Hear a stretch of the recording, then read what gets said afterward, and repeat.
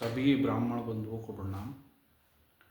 अभी तक ब्राह्मणों ने जितने भी नेताओं को वोट दिया और उन्हें सदन में भेजा, सच ये है कि वे ब्राह्मण नेता नहीं थे, वे ब्राह्मण चेहरे थे। नेता वे उस दल के थे जिस दल की विचारधारा में उनकी आस्था थी। कोई भाजपाई नेता थे, कोई बसपाई नेता थे, कोई सपाई नेता थे, कोई कांग्रेसी नेता थे। वे ब्राह्मण नेता नहीं थे। अगर ब्राह्मण नेता होते तो वो ब्राह्मण हितों की रक्षा करते, ब्राह्मणों की रक्षा करते, ब्राह्मणों युवाओं के भविष्य की रक्षा करते और ब्राह्मण युवाओं को संदेश भी देते। जैसे एक नेता ने कहा, अपने युवाओं को संदेश दिया, उन्होंने कहा कि संगठित रहो, शिक्षित बनो, संगठित रहो और संघर्ष करो। और उस नेता के जो बात को सुनकर युवाओं ने उसी को फॉलो किया और आज जो उस नेता के जितने भी जातीय लोग थे वो आज उच्च पदों तक पहुंच गए। लेकिन क्योंकि ब्राह्मणों के कोई ब्राह्मण नेता नहीं थे तो इसलिए कोई इस तरीके की बात भी नहीं ब्राह्मणों के लिए हो पाई। जबकि ब्राह्मण तो आदिकाल से शिक्षित थे, ब्राह्मणों के अपने गुरुकुल थे, ब्राह्मण आचार्य थे और ब्राह्मणों ने ही सबको शिक्षित भी किया और शिक्षा प्राप्त करने में मदद भी की। लेकिन ब्राह्मण क्योंकि ब्राह्मण नेता नहीं थे तो इसलिए उन्होंने ब्राह्मण युवाओं का मार्गदर्शन नहीं किया और धीरे धीरे ब्राह्मण पिछड़ते गए। जब भी कोई किसी समाज का या किसी भी जाति का नेता अगर नहीं होगा, नेतृत्व नहीं होगा, तो उसके हितों की रक्षा भी नहीं हो पाएगी। ब्राह्मण अपना आप को बुद्धिजीवी कहते हैं, तो बुद्धिजीवियों को ये जानना आवश्यक है कि देश भी एक नेतृत्व के अंतर्गत चलता है और उसी नेतृत्व को स्वीकार कर पूरा जो देश के वो है नागरिक वो आगे बढ़ते हैं, उन्हीं के साथ देश आगे बढ़ता है। इसलिए नेता होना बहुत ज़रूरी है।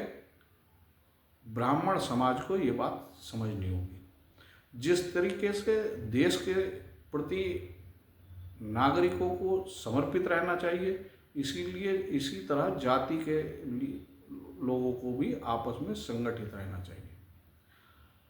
संगठन में ही शक्ति है, ये बात सभी ब्राह्मण जानते हैं। एकता में ताकत है, ये ब्राह्मणों आचार्यों ने पढ़ाया है, ये भी सब जानते हैं। लेकिन क्योंकि ब्राह्मण नेतृत्व नहीं था, इसलिए ब्राह्मण युवाओं को प्रेरणा नहीं दी गई। वो और जो किताबों में लिखी गई वो एग्ज़ाम में, परीक्षाओं में उनके उत्तर उसी किताब के हिसाब से दे दिए गए, लेकिन उन्हें जीवन में नहीं उतारा गया। उम्मीद है कि ब्राह्मण अपना एक राजनीतिक दल भी बनाएंगे, ब्राह्मण राजनीतिक विंग भी बनाएंगे और एक नेतृत्व भी स्वीकार करेंगे। कुछ लोग ब्राह्मण आपको इस तरीके से बरगलाते मिलेंगे कि ब्राह्मण किसी का नेतृत्व स्वीकार नहीं करता।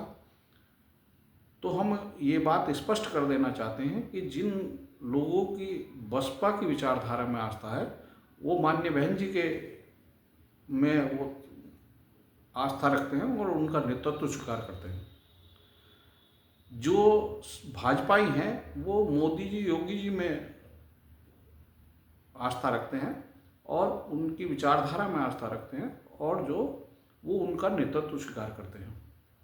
इसी तरीके से कांग्रेस के जो अनुयायी हैं वो भी राहुल गांधी और जो खड़गे साहब को अपना नेता मानते हैं और जो वो उन्हीं को मजबूत भी करते हैं।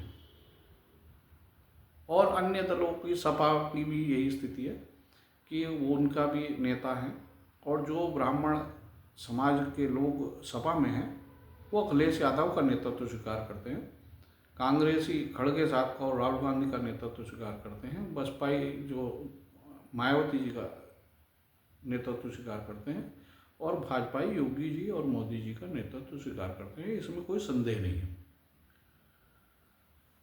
जो ब्राह्मण समाज है उसे दूसरे लोगों का नेतृत्व स्वीकार करने में कोई समस्या नहीं है, लेकिन ब्राह्मण नेतृत्व स्वीकार करने में समस्या है, तो ये उसकी अज्ञानता है या वो जो बात को समझ नहीं पा रहे।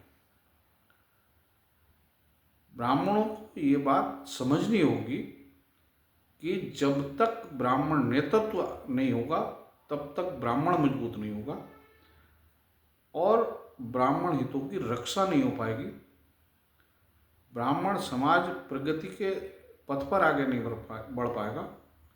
ब्राह्मण उत्थान की नीतियां सदन में नहीं बन पाएंगी। ये बात सभी ब्राह्मणों को समझ आनी चाहिए। एक और नेता हुए एक जाति के, नाम नहीं लेंगे, वे उत्तर प्रदेश के मुख्यमंत्री भी रहे और राजस्थान के राज्यपाल भी रहे।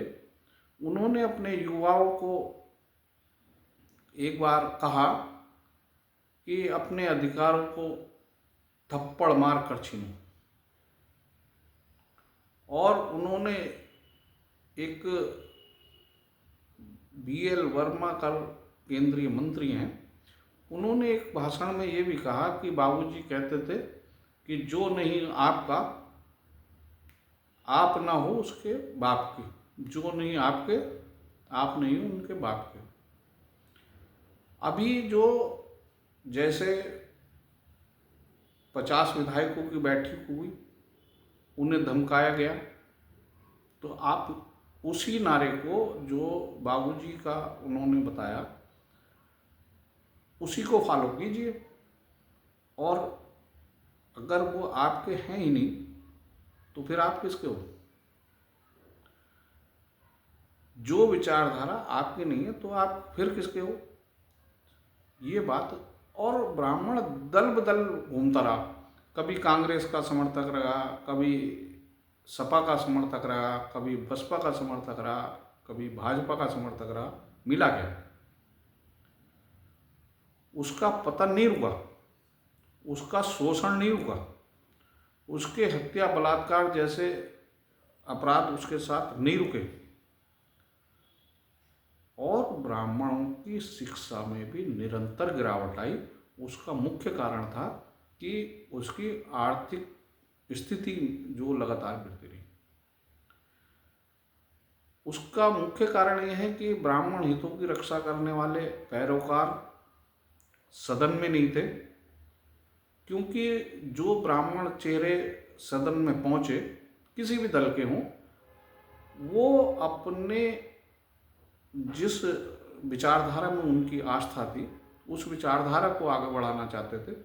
जिन नेताओं में उनकी आस्था थी उन नेताओं के हाथ मजबूत करना चाहते थे, और वे नेता अपने समाज के लोगों को मजबूत करना करते रहे। उसमें हमें ये कहने में कोई भी संदेह नहीं है कि जिस भी राजनीतिक दल का ब्राह्मणों ने साथ दिया, जिस भी नेता को मजबूत किया, उसने अपने समाज के लोगों को मजबूत किया। जो कुछ लोग आपको उलझाने के लिए कि जिससे कि ब्राह्मण राजनीतिक विघ्न बनाए, इसमें हम बार बार अपील ब्राह्मण सभाओं और ब्राह्मण संगठनों से भी करते हैं कि आप भी इस विषय पर चिंतन कीजिए, मंथन कीजिए कि जब सब लोग अपना नेतृत्व अपना कर रहे हैं तो फिर, और राजनीति में आप फांसी पर जाते जा रहे हैं, फिर भी आपको ये बात समझ नहीं आ रही कि अराजनीतिक संगठन के सदस्य सदन में ब्राह्मणों की पैरवी नहीं कर सकते। अगर सदन में पैरवी करनी है तो आपको राजनीति की मुख्य धारा में आना होगा, और राजनीति एक ऐसा वो है कि राजनीति से अगर आप बाहर रहोगे तो फिर आपका उत्पीड़न निश्चित होगा, और उसके साथ रहोगे तो फिर मजबूत हो जाओगे। इसीलिए जो जितने भी राजनीतिक दल बने वो इसी उद्देश्य को लेकर बने, और ब्राह्मणों का भी ब्राह्मण राजनीतिक विंग बने तो वो अपने उत्थान के लिए बने, ब्राह्मण समाज को प्रगति के पथ पर आगे बढ़ाने के लिए बने, और ब्राह्मणों को हत्या, उत्पीड़न, बलात्कार से बचाने के लिए बने, ब्राह्मणों पे शोषण हो रहा है उससे बचाने के लिए बने, और ब्राह्मण युवाओं को रोजगार मिले, ब्राह्मण युवाओं का भविष्य सुरक्षित हो। तो आपके अगर युवाओं की इनकम गिरती है तब आप ये समझिए कि अगली पीढ़ियों की भी जो स्थिति है वो डाउन हो जाती है। जो 10-15 हज़ार रुपये की नौकरी करने वाले ब्राह्मण हैं वो अपने बच्चों को कैसे जो अच्छे स्कूलों में पढ़ा सकता है, उसके पास पैसा ही नहीं। इसलिए ब्राह्मण युवाओं को अगर सत्ता का संरक्षण नहीं मिलेगा तो आप उनके पतन को रोक नहीं सकते, और सत्ता का संरक्षण तब मिलेगा जब आपकी ब्राह्मण हितैषी या और ब्राह्मण उत्थान की विचारधारा में आस्था रखने वाले ब्राह्मण सदन में पहुंचेंगे, और वो केवल ब्राह्मण राजनीतिक विंग ही दे सकता है। जो आपके ऐसे ब्राह्मण हों जो सदन में पहुंचकर पैरोकार बनकर आपकी पैरवी करें। आगे जितने भी